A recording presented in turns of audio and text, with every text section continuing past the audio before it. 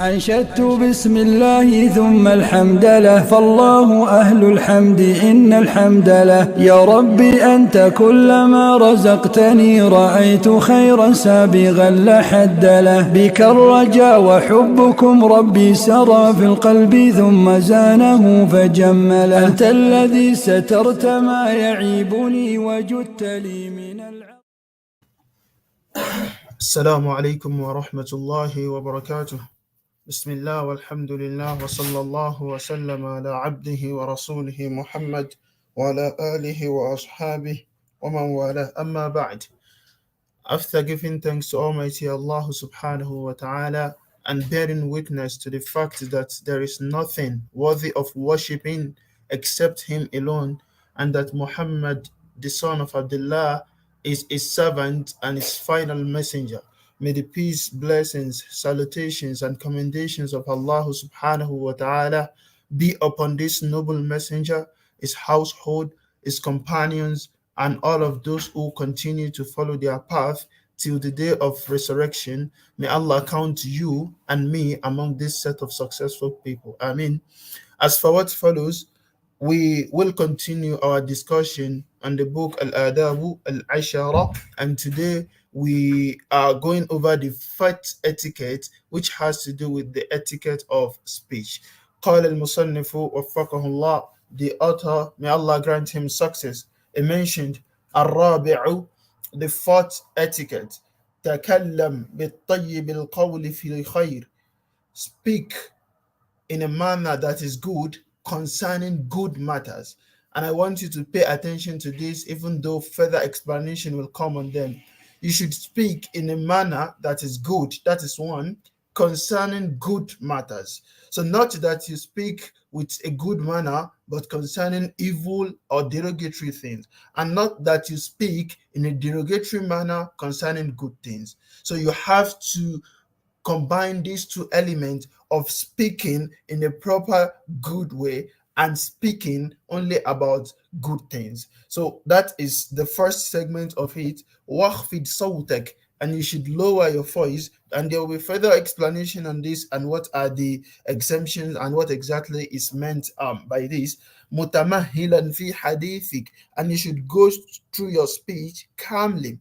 You should lower your voice, then you go through your speech in a manner that is calm. وَأَنْصِتْ لِمَنْ كَلَّمَكَ مُقْبِلًا عَلَيْهِ, and you should keep quiet and pay attention to whoever is talking to you, مُقْبِلًا عَلَيْهِ, while you direct your physical posture towards him, while you face the person. That is the meaning. وَلَا تُقَاطِعْ, and do not cut him short. Do not cut whoever is talking to you. Do not cut them short in the middle of their speech. وَلَا تَتَقَدَّمْ بَيْنَ يَدَيِ الْأَكْبَرِ بِالْكَلَامِ, and do not precede the elderly people in your speech.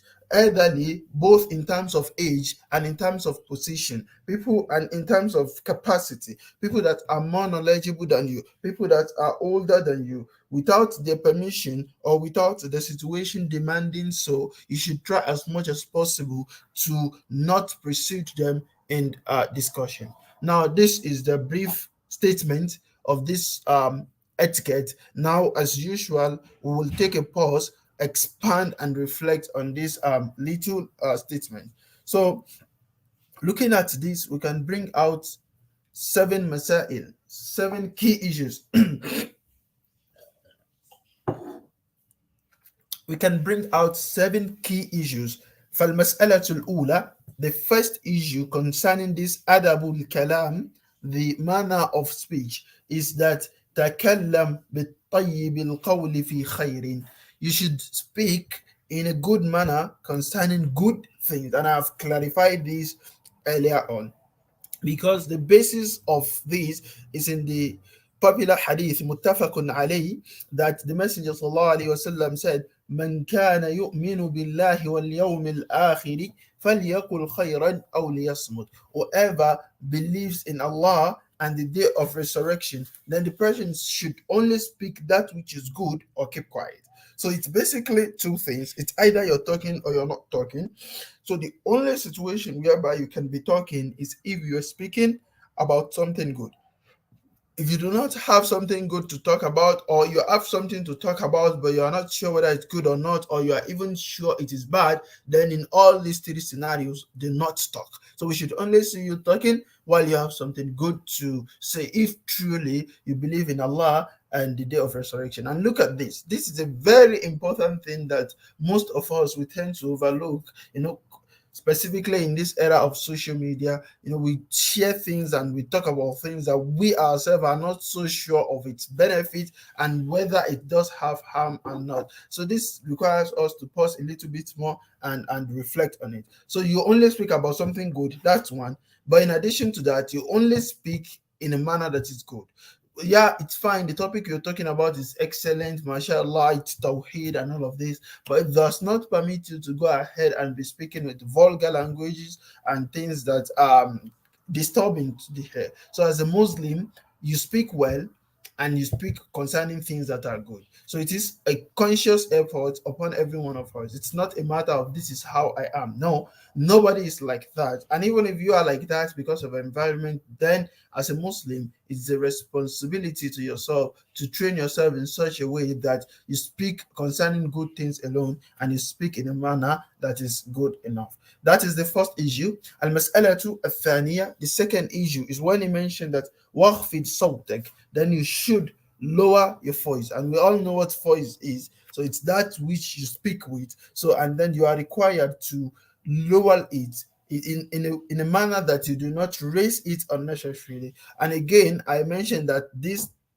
has its own place. Generally, you are expected to speak in a manner that is humble enough. That is the whole idea.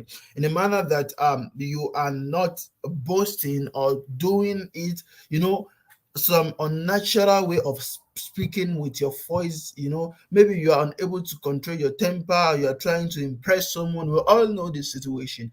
Otherwise, if your natural state is that you have such a loud voice, then this is not derogatory upon you, and this is not saying that you cannot speak. So if you automatically have a loud voice, then it's fine and good. And also in some situation, you are not exactly expected to lower your voice. You are delivering a speech to a public audience, you are in a live stream like I am now, and then imagine I come here and I'm like, Salaam alaikum wa rahmatullahi wa barakatuh, or whatever style. It does not really, it's not sufficient and it is not beneficial to those who are listening. People listening to you on a live stream or, in a public gathering want to hear your opinion, want to hear what you're saying. Then in that situation, it is upon you to deliver it as clearly and loudly as possible. So without making unnecessary noise and without trying to do something unnatural with your voice by trying to lower it unnecessarily.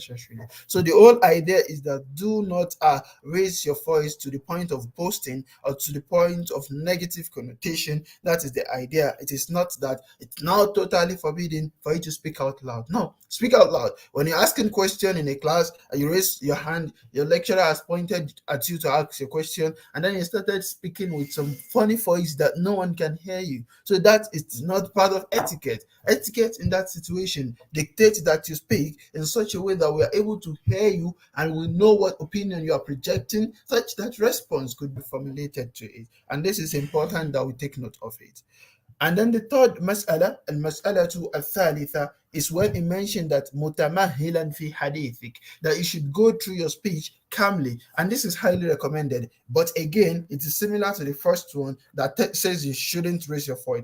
These all are talking about the situation where it has negative connotation. You do not want to rush through your speech to an extent whereby the person listening to you cannot gain from it, or you yourself, you will be committing slip of tongue unnecessarily. In as much as you can avoid these two things, then it is fine. If some people are naturally paced to speak in such a manner that would be regarded as fast. In fact, I think personally, I do not know to what extent, but I want to believe that personally I tend to speak a bit faster than the average people speak. But it doesn't mean I am incoherent in my speech, and it doesn't mean that I am forcing it. In fact, the natural pace is that which I go on. So the whole idea again is we are not trying to put an exact restriction on your speed of speech or on your volume or the amplification of your voice when you speak. No, the whole idea is that do not raise it and do not increase the speed so much to the extent that it becomes incoherent.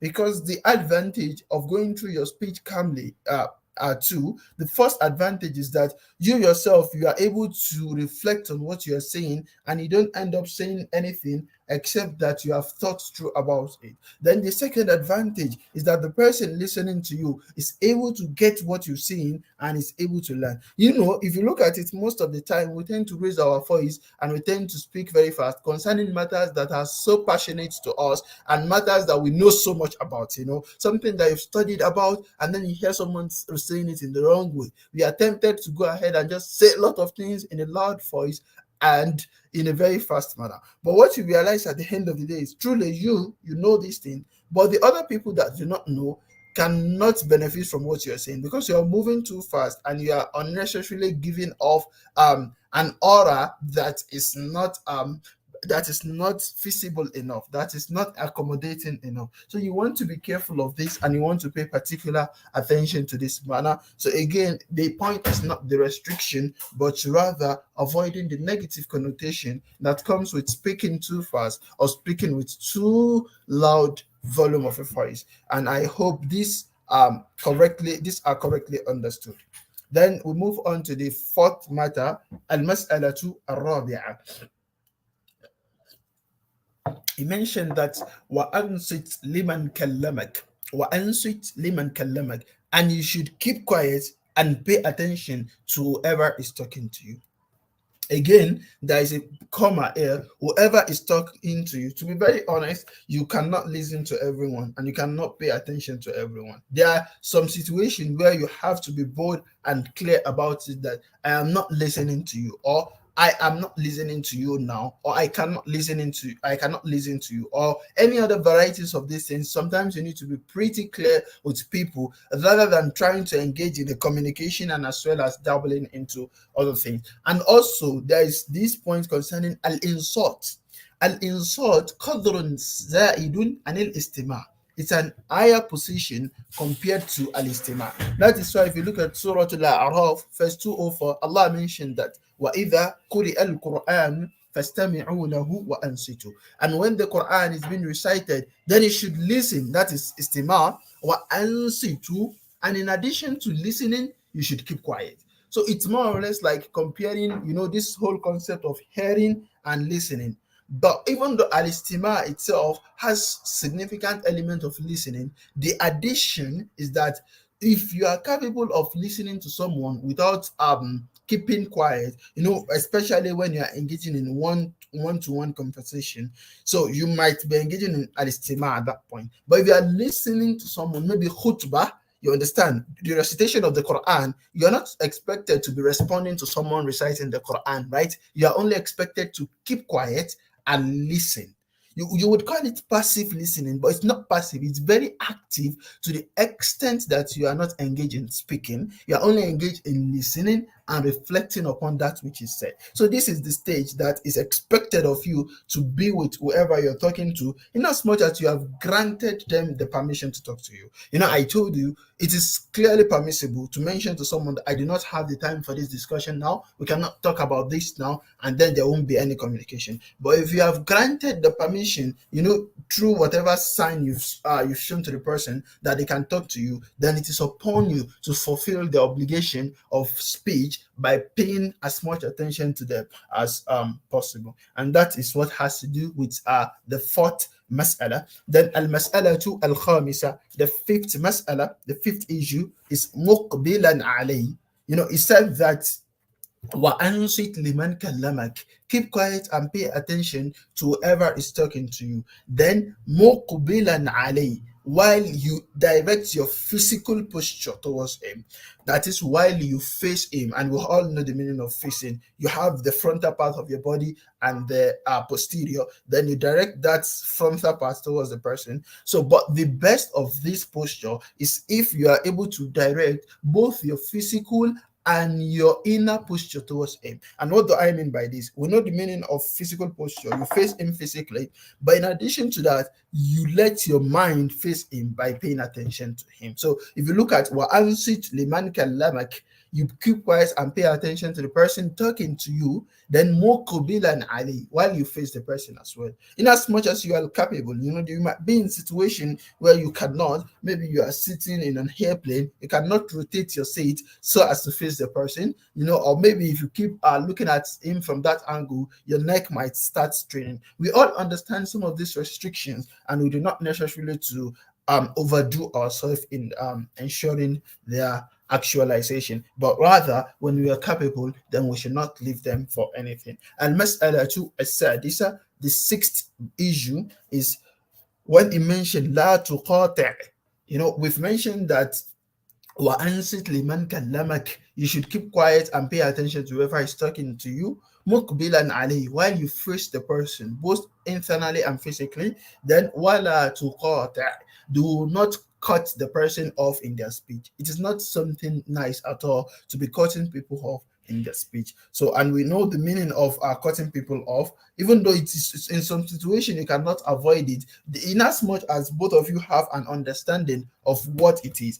What we are trying to avoid is that which has a negative connotation. You are talking to a stranger or even your friend who does not like to be cut off and has told you multiple times, even he doesn't need to tell you, but then you keep on cutting him off in a manner that is derogatory and not nice. So that is what we mean. But in situation whereby you are just banting two groups of friends and you understand yourself that much, so if you cannot avoid it, you can just sorry for cutting you short, let me quickly take it up from here and stuff like that. That is generally acceptable. Remember, I told you that the issue of adab is rooted in ash-shari'atul hakim and as well as al-urf. It is well rooted in Shar' al-Hakim, in the Sharia, in the jurisprudence and the legislations of Allah subhanahu wa ta'ala and the Messenger. We have evidence for this, as well as in the popular norms, the good side of the norms. So if it's common, I possibly cannot be cutting my father off when he's talking, but I might be cutting my friend off when he's talking without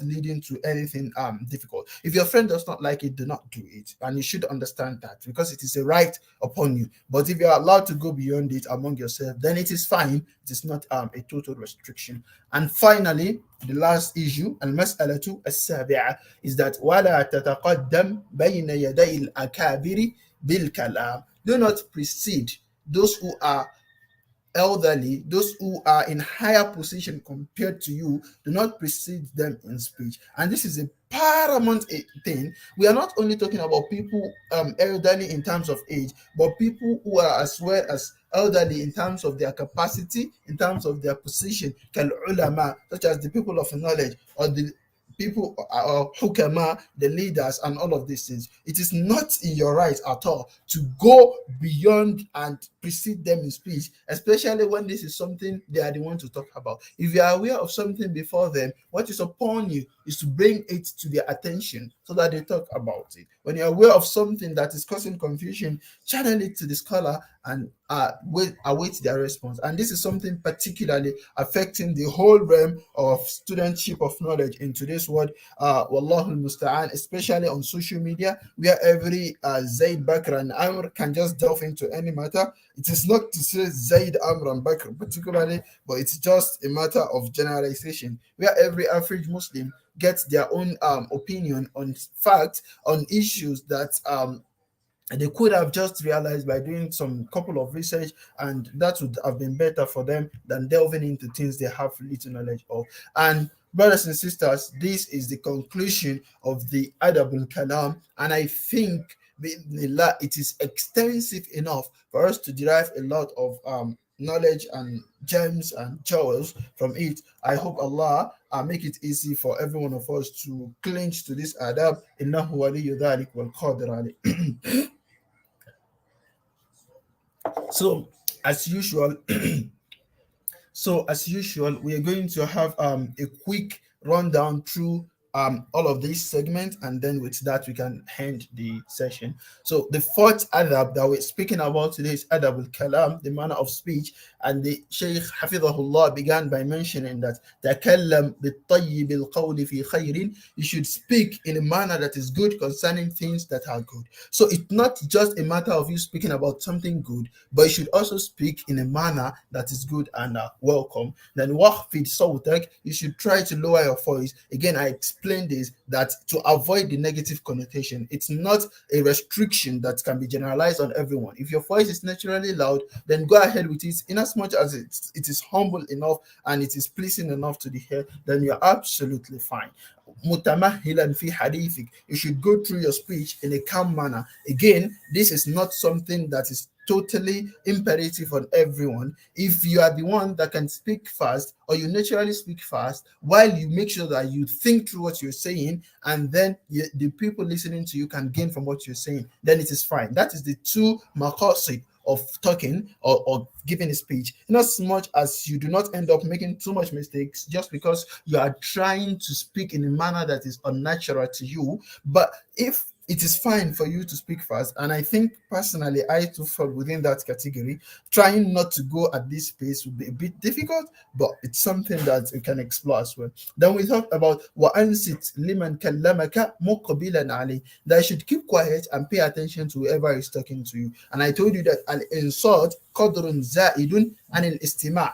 Insult, it's a higher position compared to just listening. It involves that you keep quiet and actually listen and reflect on what the person is speaking or is telling you. Again, I told you that this is for a person who you have granted permission or encouragement to speak with you. You either cut people off at the beginning that I'm sorry, we cannot have this conversation now, we'll have it later, or we'll never have it, or in whatever way, rather than giving people go ahead, then they begin speaking to you and you end up not paying attention to them. So, and muqbilan alayh, you want to face the person at least physically, if in as much as it is you are capable of doing that. If you are not prevented from doing so, you face the person and you try to face them as well with your mind and your attention. Wala tuqata', you do not cut the person short when they are talking. You do not cut them off when they are talking. And I explained this, that it also has context. So it is in such a way that it has negative connotation. It is not always impermissible. If you have a friend or your colleagues, those who they understand you and you understand each other, and you know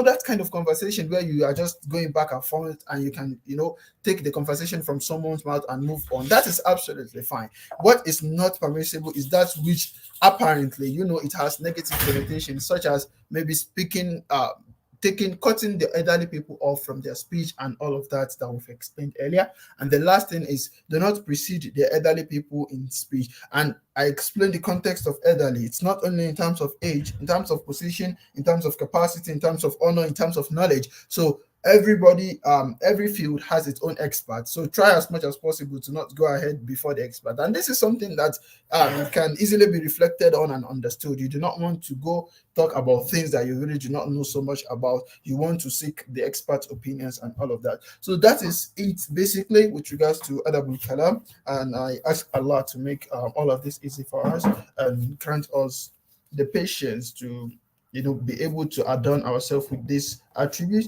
and do not deny us of the reward associated with doing this. إنه ولي ذلك والقادر عليه وصلى الله وسلم على عبده ورسوله محمد وعلى آله وأصحابه ومن والاه. سبحانك اللهم وبحمدك أشهد أن لا إله إلا أنت أستغفرك وأتوب إليك.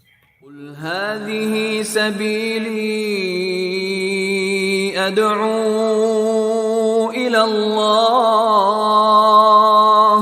على بصيرة أنا ومن اتبعني وسبحان الله وما أنا من المشركين. Say, this is my way. I invite to Allah with insight, I and those who follow me. And exalted is Allah, and I am not of those who associate others with Him.